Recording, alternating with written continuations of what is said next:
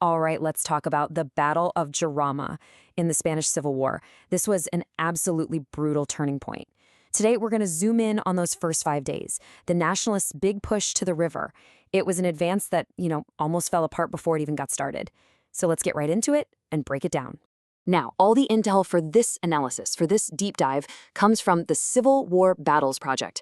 It's the work of Colonel F.J. Victor Rodrigo, so we're getting a really detailed, boots-on-the-ground perspective of how this whole thing unfolded. Okay, here's how we're going to tackle this.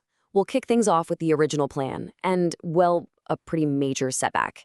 Then we'll jump into February 6th, the day the front just completely shattered. We'll see how the Republicans tried to react, how they scrambled to set up a new defensive line, and how it all funnels down to a single objective, the Pindoque Bridge. All right, Section 1, the prelude. This is all about the initial plan and how they lost that crucial element of surprise. So, let's get our bearings with the map here. It's January 22nd, and General Orgaza's forces are all set to go. You can see Brigade I right here at Pinto, Brigade 2 over at Fuenlabrada, and then you've got Brigades 4 and 5 stretching down towards Valdemoro. I mean, everyone is perfectly in position, coiled and ready for a lightning-fast strike. But then, everything just grinds to a halt. 13 days. Not because of enemy action, but because of the weather.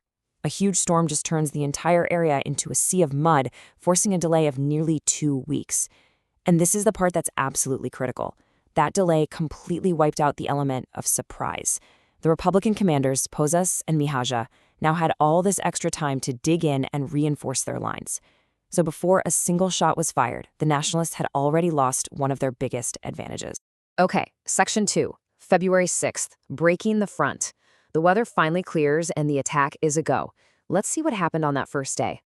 This side-by-side really tells the story, doesn't it? Just look at the difference. On the left, you've got the starting positions from late January. Now, look at the map on the right. That's the line at the end of a single day of fighting on February 6th.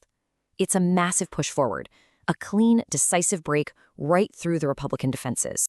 And what's really fascinating is just how well coordinated this whole assault was. You've got Rada's Brigade I grabbing the high ground here, Bruaga's brigade takes this key farmstead, and down south, Brigade V captures the town of Cienpozuelos by enveloping it. Basically, they surrounded it and cut it off completely. And the result of all this? The two Republican brigades defending the area, the 48th and 18th, are just shattered. The front is well and truly broken wide open.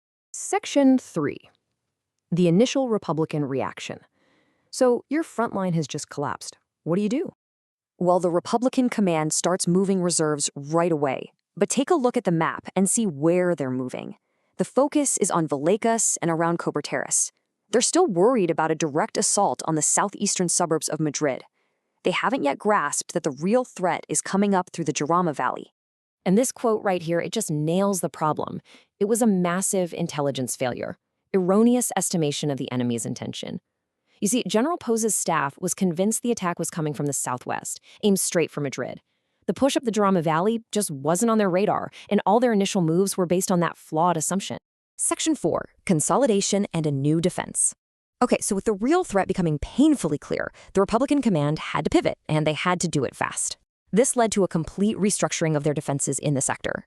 Pozas realizes the real fight is for the river, so he creates the Agrupación de Arganda, the Arganda Group. He puts it under the unified command of one man, Colonel Arturo Mena.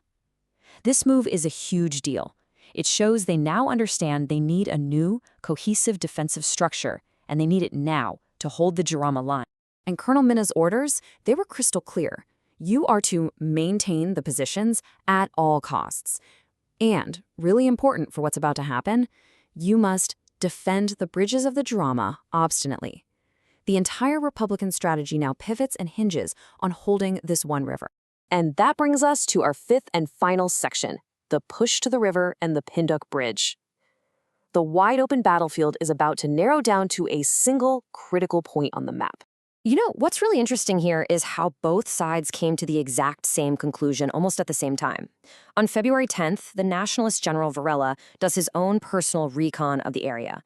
He looks at the river and realizes, there's no way we can ford this thing. We have to take the bridge.